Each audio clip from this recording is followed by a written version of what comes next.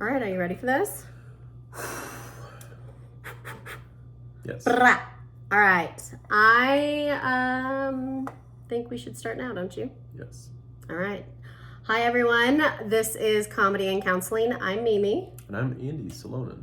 And we are navigating life and family, one joke and therapy session at a time. There we are. This week's episode is called We Shouldn't Educate the Disabled. And it's episode 3. Episode 3. Do you think that that's you think people are going to instantly get that episode title? You think they're going to like it?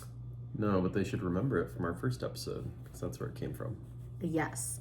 So when we said we shouldn't educate the disabled, here's what I'm talking about with that.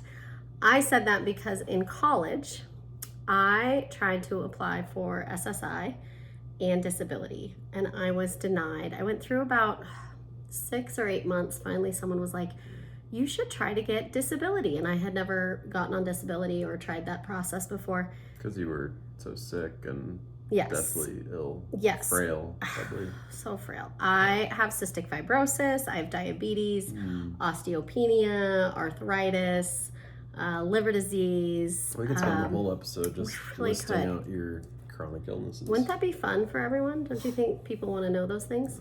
Do you want to know them? Ugh, no. ADHD. So you were supposed to get people encouraged you to apply for disability. That makes sense. Yeah, it does. And I was denied because I was in college and I was working full time because that's what you have to do to survive. You need money. And I was doing too much. I was being hospitalized all the time, but I was doing too much. So you really have to you have to be willing to let go and choose to not fight in order to get disability. We'll talk about later why that's just such a dilemma, right? It really is. You gotta choose. It really is. So we're gonna talk about cystic fibrosis. We'll talk a little bit about diabetes. What's the other D there? Depression.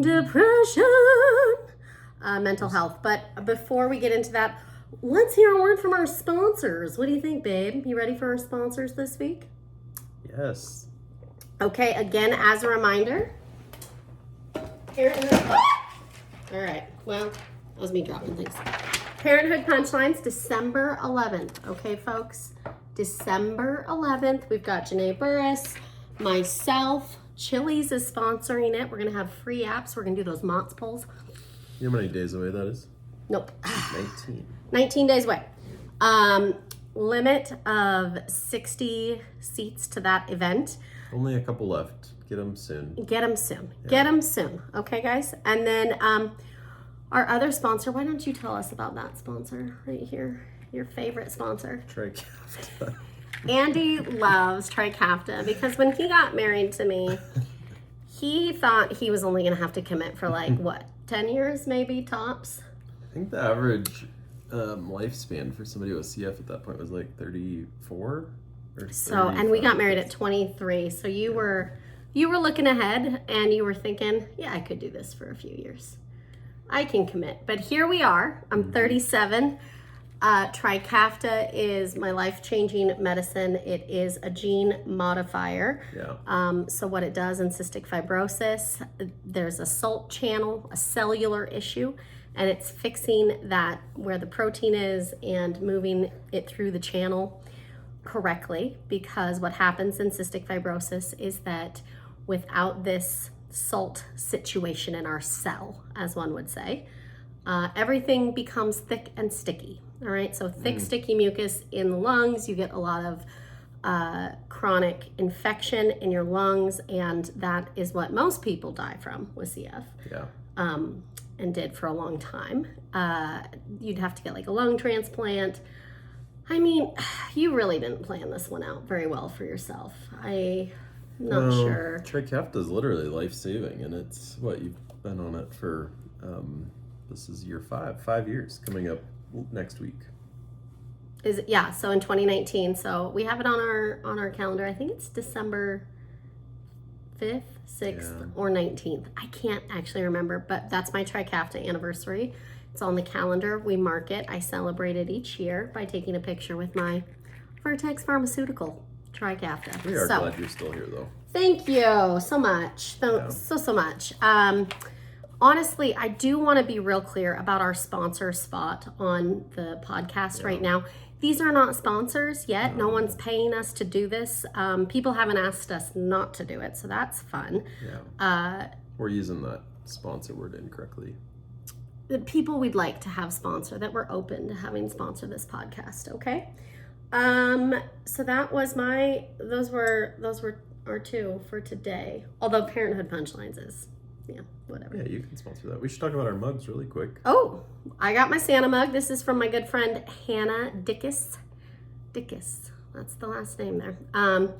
And she gave this to me because I get real involved in some activism, and so when people see Black Santa, all my white friends think of me, and I couldn't be happier. So thank you. She's a foster parent as well, and she gave it to me, and you guys, we got to start putting up holiday stuff today. Yeah, this is the first time you've used that mug this season. Christmas is coming. I think we'll do it this afternoon or maybe tomorrow. Okay, and let me hear about your mug. This is a mug, and the color on this, kind of a brown rust. Just kind of remind me of Thanksgiving, fall, pumpkins. Mm-hmm. It's made by a guy named Andrew Nagengast from Montana, and it was a wedding gift. Yeah. So we've had it. We've broken a couple of them, but this is one of two that we still have. Support local businesses. Get that pottery, Well, maybe Andrew Nagengast would be a sponsor. Andrew, call us. I don't know him personally. I think my parents do. All right, we'll call them. All right. Good job. Cheers. So, Cheers. And so we did see Wicked this week, right? Just last night because it was opening night for Wicked. How excited are you to have Wicked over now? I actually really enjoyed it. I felt forced to go. Abel and I were not excited. Abel's our oldest, and him and I are very similar in our personalities. It's so much fun. It just, and I was really thankful we showed up and there wasn't some big premiere. It was actually kind of lame. They had a movie poster. I will say that I wish that they would have had more. We should have gone. We looked at multiple theaters to go to, and I was trying to find somewhere where like the Wicked people were going to be. I didn't feel like the Wicked people were in our theater in Boulder. What was your favorite song? Oh my gosh. You have to pick just one. Yeah, I actually loved Dancing Through Life. Oh my gosh, I can't remember the actor's name. What's the actor's name? I don't know. Grande? I don't know why I would ask you. He's also in Bridgerton. He's the stud. Yeah, man. So he's Fiyero. What's his name? I can't remember. Well, people know what we're talking about. Yeah. Anyways, he was so incredible. Mm-hmm. He did such a good job, and I love him so much. Jonathan Bailey. Thank you. Yeah. All right. So, and the Dancing Through Life scene is just. There's this clock thing going on. We're not doing any spoilers, but it was amazing. Is that the library scene? That's that song. Yeah. Oh, that was gonna be my favorite. Oh my gosh, are we the same? Actually, I think that was my favorite scene. I don't know if that was my favorite song. I just don't think you can beat the end. Where she's singing. Defying Gravity. That was a good one. And I she does this. Anyone who knows, I know the Wicked soundtrack from the Broadway show like the back of my hand. Let's get out some of our props, okay? Oh, gosh. We've got the Broadway Wicked book celebrating 20 years. Did you go? Yes, I went and I saw Chase because Andy's brother was roommates with the head monkey. Yes. Who's an amazing dancer, Chase Madigan. This is him. I brought this home for our kids. All right, we've got him. Chistery. Chistery? Is that his name? I think so. And I have our bucket from last night. Really cool. The kids picked it out. $15 for this bucket filled with butter popcorn. We what learned a deal. Later that it's not refillable. Not a refillable. You only get refills on the extra large bag. Yes. And we finished all the popcorn, but I put some of my snacks that we have in the closet here chips, Mike and Ike's, and Delicious. licorice. Delicious. Yeah. So All right. Well, I love that. go see Wicked if you haven't seen it. Make sure you find the movie theater with the reclining seats. There is a movie theater south of us that was too long And to you drive, didn't want but to they drive. had heated heated. reclining seats. So I need a movie place. We were at Cinemark, and I liked just Cinemark, but there's a movie theater that would also be interested in sending me to Regal's heat my good. butt up. Regal and Longmont. I know I do like the Regal one, but there were no there. It was all sold out at Regal, except for front row and like the lower. And I'm not going to the Wicked Get premiere your to sit tickets on early. the- This is like a Taylor Swift situation. Oh yeah, So phenomenal. And Wicked has a lot of themes that actually kind of play into what we're talking about as far as like disability and education and what we do for access the disabled community, which are my people. Actually, I really feel like it's people with disabilities. it's not disabled people. I don't really want to. That's not how we want to. You know, I got don't think, corrected by somebody because they were in a handicap spot and they didn't have a tag. Okay. And I was like, hey, because it was a crowded area, and I was like, that's a handicap spot, because I really it didn't have very like good That's markings. None of your business, really, is it? And I was like, what? It's not like I you thought needed a that he spot. didn't even know that it was one, okay. and so I was like, oh, did you know that was a handicap spot? And he was very offended, and he was like, well, I do have a handicapped sticker, and he's like, and also we don't go by handicapped. And I was like, Yeah. oh, what do we go by? What do we go by? Because I do feel like Oprah, I feel like disability now is sort of like Oprah with her. Giving away cars. Yeah, and stuff. she's like, you get a disability, and you get a disability, and you get a disability. Like, we've all got disabilities now. So I was like, okay, what are we calling ourselves? And Well, I think everyone what has does he say? things that hold them back, right, from doing some of the things they want to do. But maybe we should talk about the definition of how, What at a least in the All right. United States. In what the United States, this disability is from the ADA. It says a person with a disability is someone who has a physical or mental impairment that substantially limits one or more major life activities. This includes having a history or record of such an impairment or being perceived by others as having such an impairment. Yeah.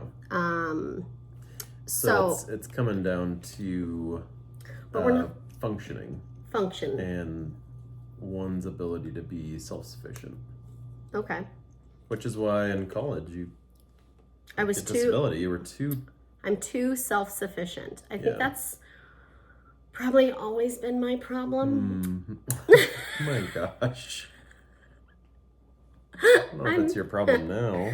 I'm like too self-sufficient. I'm like, I am just always taking care of myself. I never have any help from anyone, right? Well, cheers to that. Cheers to that. It's not true. It's not true. I had a lot of family support to get through college, and I didn't want to have that. I wanted to like be able to do it on my own. How did you do it? I mean, because no Trikafta, no No disability. ADHD diagnosis. Yeah, because you were working. I worked Zoomies, full time. I worked at Target. At one point, I was college. working at Target, McKinsey River Pizza, and Zoomies at the same time. I McKinsey had River 3 could jobs, sponsor us. and I would call that burnout. She's burning out. But it took me 5 years. I got my degree in business, and I almost got a degree or a minor in communications. But I think I needed like one more class. You were so close. And I just, those were things I didn't think of at the time. No, it probably wasn't worth staying for a 6th year. Okay, well that hurts. I could have probably added to my course load, but I couldn't. I also worked at the census through college, just at that last year. I don't know about you, but I think when you're put in that position, you struggle to really like take care of the things you need to take care of. Like you by pushing through, you got yourself into some situations where you're pretty sick. I got myself into some debt. I got myself into some pretty bad, like, relationships. Health. I'm just kidding. No, I don't have any relationships. Only with my roommates, Ariana and Gege. I desperately wanted a boyfriend, which is why it was so nice when you came along. Nobody thought I could get myself a man, but I did. I got one. Let's talk about what happens when, this comes up, because I think people are put in this really tough spot. What would you call it? A Sophie's Choice situation? I never saw that movie, but I have seen it highlighted on Netflix. So do you know what Sophie's Choice means? I've heard it like a pop culture you know all the pop reference. Culture. Yeah, it's a dilemma, right? Like, it's Meryl Streep. Yep. And she is playing this woman who's very free, but she keeps having flashbacks. And actually, it's post-World War II. And her flashback is that she was Jewish and she's standing in line in Nazi Germany, right? And she's in the line, and the Nazis, she has 2 kids. She has a son and a daughter. And they say you only get to keep one. Which one do you choose? Yeah. She chose her son. Oh, gosh. And then she lives with that for the rest of her life, as we all do. Live with a lot of choice regret at times. Shame, guilt. And is that really even her guilt to carry? Because that's an impossible situation. We can't get into that. So go see the movie if should everyone just like themselves in that moment? Should she have chosen all 3 of them? Or should she have just chosen one? That's the tough thing about choices, which I think when you have some sort of disability, you're forced to like make those choices, and it's like this dilemma of like, am I gonna go, apply for disability and maybe get my benefits and then not work, or not go to school, or not, because work really gives us a sense of purpose.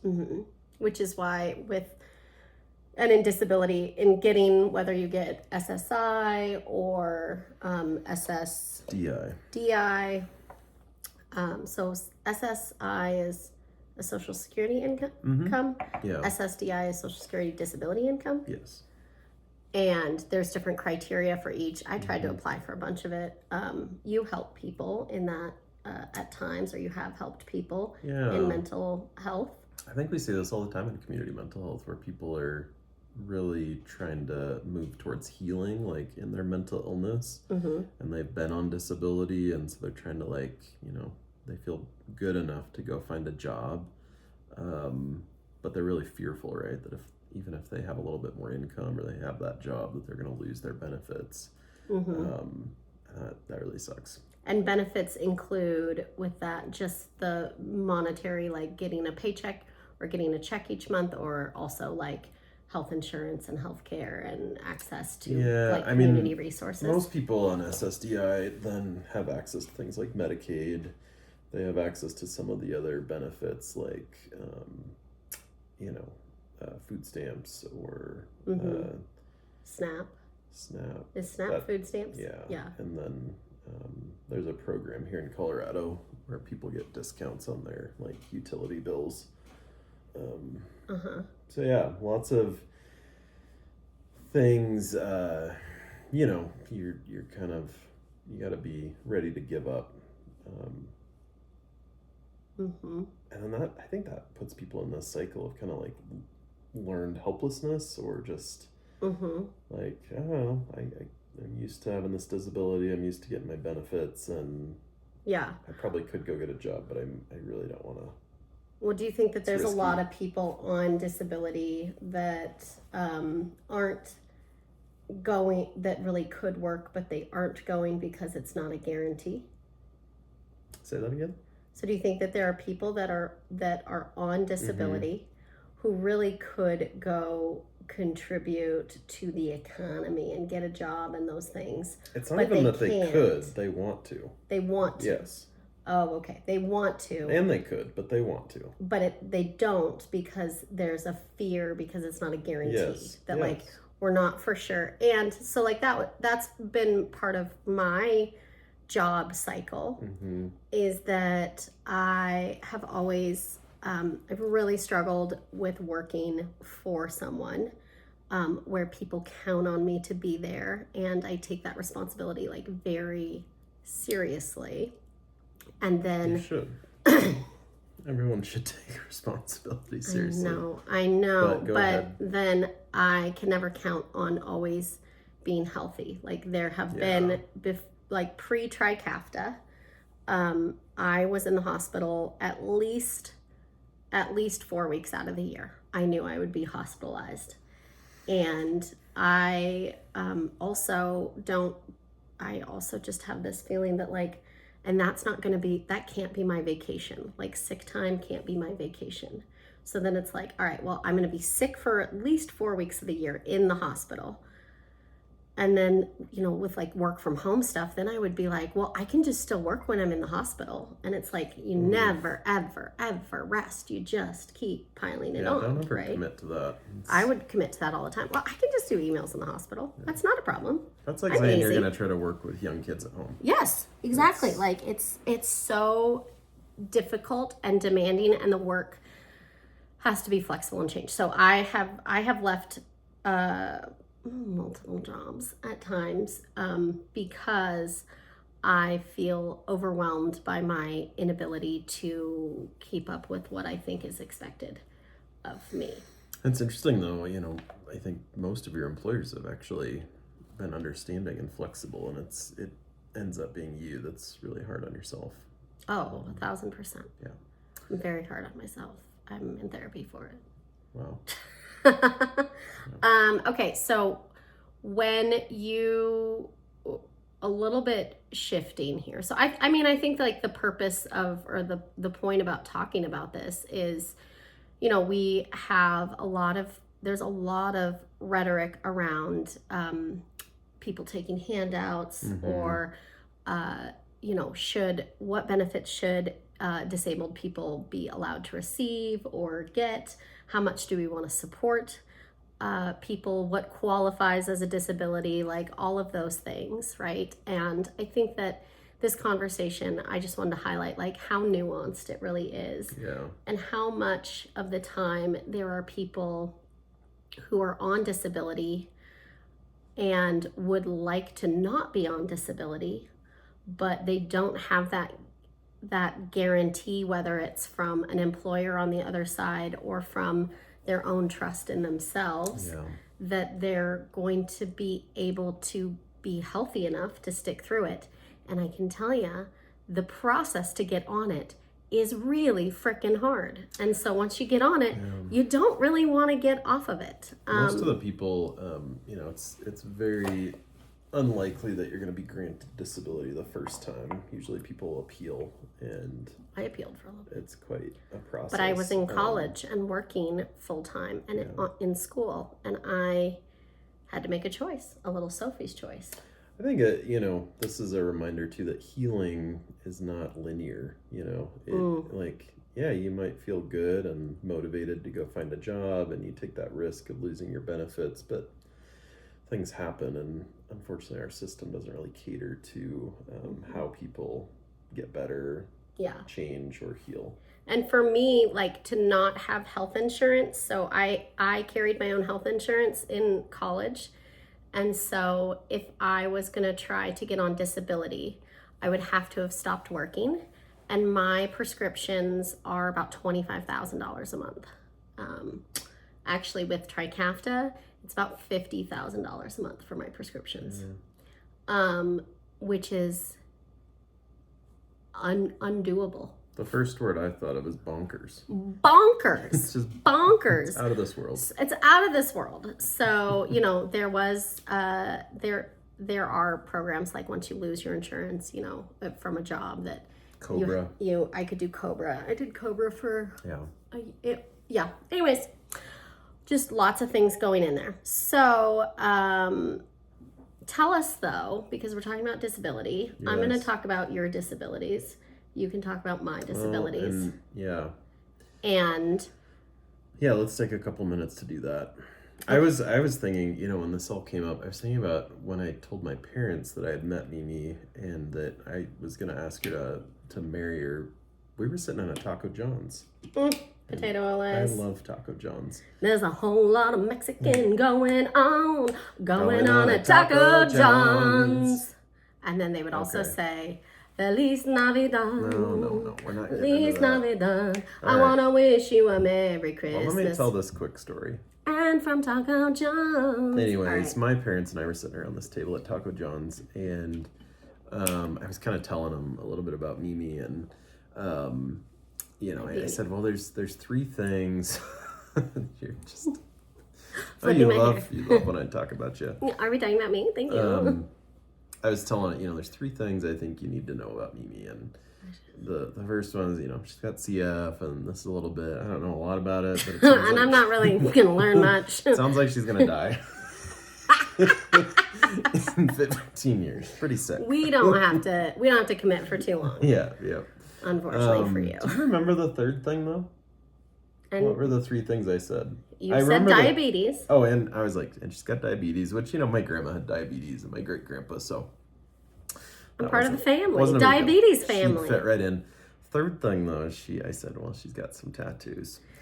And that was really my biggest concern with my parents, because we weren't not a tattoo family. And since me coming into the family, yes, let's hear, what have I done for this family? You've really been an influencer. I have 2 tattoos. My brother has tattoos. That's not a surprise. My parents have tattoos. Your parents have tattoos. Yes. Oh, she just walked her way right into the in-laws getting tattoos. They look good. They're probably gonna get a tattoo again this week. Your dad can't go to Hawaii without getting something tatted up. Well, anyways, it's just funny because while the CF, the disability was, scary. Those tattoos really, are permanent. Really, that would be where the judgment. Do you know I have a 65 roses tattoo. I have a cystic fibrosis tattoo. So when kids are little, they'll say, "I have 65 roses." Cystic fibrosis, 65 roses. It's a whole foundation. There was a golf tournament at Yellowstone Country Club in honor of my grandpa, because my uncle Mark, who I never met, he was 10 when he died from CF. Oh, I thought it was 13. Only 10, huh? Only 10. Wow. So that was on my dad's side. So I have just fun celebration news to end this conversation with, because we got to bring you guys up, okay? Because the disability community just needs to be brought up sometime, and I'm part of it, all right? Not the handicapped community, the disability community. They want me. They need me. They love me. Well, I think you're joining whether they want you or not. It's true. That is true. All right, so with Trikafta, I had my CF appointment at National Jewish at the CF Center there. I moved to Colorado for the Adult Cystic Fibrosis Center because out of college, I, as we talked about, was not taking the best care of myself. And I had a doctor up there who sucked. He wasn't a CF doctor, or maybe he was great and he pushed me in this way, but he wouldn't even see me anymore by the end. And he was like, well, he would only see me in the hospital, and then I had a hard time making it to my appointments. And he just told me, he was like, well, you're going to die soon. So, I mean, don't even worry about coming in. You'll probably just die. It's pretty hopeful. He was just so full of hope. And I was mad at him, and also realized that I have to be somewhere that they have an adult CF center, that I have doctors that really know about this, who care about it, where that I feel like I have community. Well, maybe some accountability. Okay. Community, accountability. So that's why I moved to Colorado. And cystic fibrosis is so incredible. The research team is so incredible, because these guys are literally creating drugs that are going to take them out of their jobs, Okay, do the wrap up thing. My lung function. Get to your story. We're all on the edge of our seats here. My lung function. So we take pulmonary function tests every time we're there. Before, pre-Trikafta, my baseline was about 80%. Under 40% lung function is where you start looking at transplant and stuff. And when I would get sick, I would go low. I've gone to 30, 40% lung function before. That's where that scar tissue starts to build up. This week, after being pretty sick last week, my numbers were 104% of my predicted value for my FEV1, which is a huge freaking deal. I had lots of tears about it, and I just sat in that, my room and just like was crying in between nurses coming in, and my nurse Sarah came in, and I was like, how does this feel for you guys? Like, I mean, are you so inspired by us? And she was like, Trikafta's putting them out of business. I know. Well, there's still lots of things. I still have a lot of sickness in this body, and there's a lot of side effects from all the drugs that I have taken that, continued. But I probably am like the last generation that has had the experience that I have had growing up of like chronic hospital stays and all of that. And so just, if y'all want to sit here and cry with me for a minute, that's fine. Well, you have a lot of gratitude and almost a shock too. Like, I do. Oh my gosh, that was never going to be a possibility. I have seen a lot of cystic fibrosis friends and patients die, and you always are like, why is that not my journey? And when I was talking to Sarah, she was like, yeah, we've had some dark days around here, she said, I remember a February where I went to 6 funerals. That's devastating. Yeah. Real sad shit. Real sad. We should have an episode about, what we want for our funerals. We should. How to plan a funeral. Honestly, if everyone isn't openly weeping and mourning, I want you guys to go full Jewish on my funeral. I want months of mourning. Black. Yeah. Well, speaking of death and Jewish people and funerals, let's talk about food. Whoa. Whoa, that could have gone so many directions. Maybe. All right. So we are moving on. We are moving on because that's what life does. So we are going to go to food. And this week is Thanksgiving. Yeah. These are not official sponsors, but here's Andy's. He hasn't seen this yet. I went down to Adornables. I know. I went down to Adornables in Longmont. Is it Adornables or Adorn? Adorn, sorry. And then Adornables is the kids shop that's next door. Yeah. It's great. They've been there for a long time.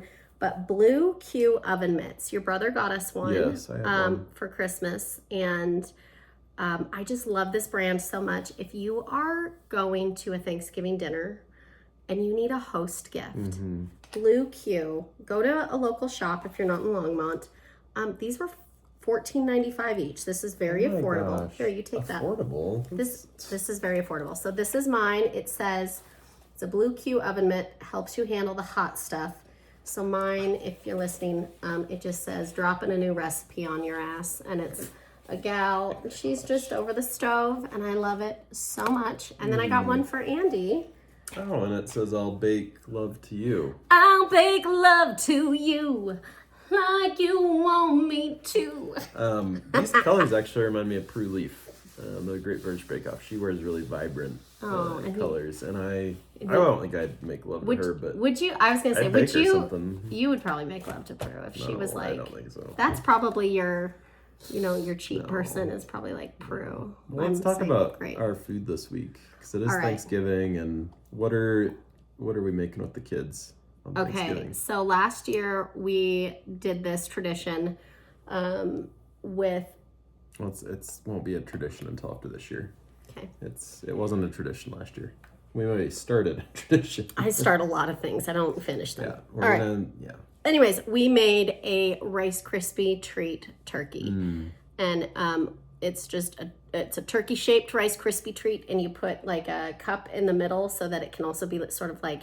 It hollows it out, so it's both like a turkey and a cornucopia that you can put on your table. And we filled it with sweet treats like candy because I like candy. But Andy, maybe you could make little like pumpkin muffins to come out of it, like little baby pumpkin muffins. That'd be cute. That'd be fun.